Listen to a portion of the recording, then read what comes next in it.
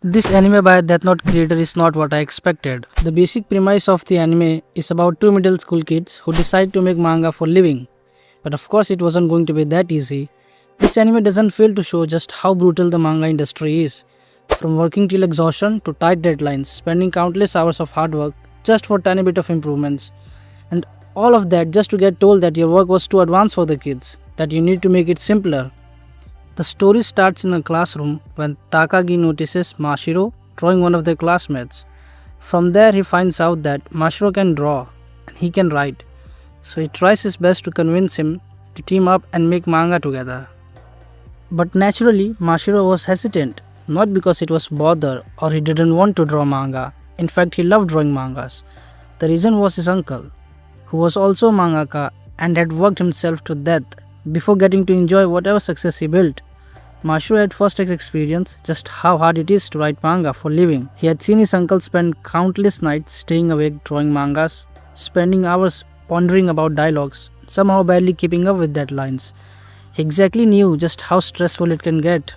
Anyway, seeing Mashiro hesitating, Takagi cooks up a brilliant plan.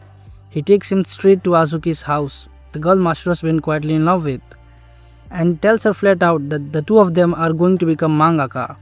Cornered up and nervous in front of her, Mashiro ends up proposing to her on the spot, more or less by accident, promising he'll draw the manga, Takagi will write it, and when it becomes an anime, she'll voice the heroine. That's some nervousness. She says yes, but only on one condition, that they get married once they've both actually achieved their dream. So weird enough, the story starts. On the cover of rom-com, the anime actually has very few scenes related to it. It's really about dreams and working extremely hard for them, getting disappointed along the way, but trying again anyways. The anime deals with something all of us can relate to, that is to either walk on the road that has been carved up for you, promising you a secure future, doing things which you are barely interested in or have no real passion for, or to make your own path with nothing but your dreams and passion supporting you. Watch enough of this show and it starts putting question in your head, even when the episode isn't specifically trying to. For example, something I see a lot of these days, people now have begun to have very calculated dreams with cold logic. I'm good at math, so my dream is to be an engineer or work in finance. Or my math is weak, but I'm good at biology, so my dream is to work in medicines.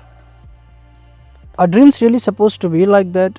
Weren't they supposed to be independent of what you can or can't do so that you can work towards your dream, not move your dream toward your work?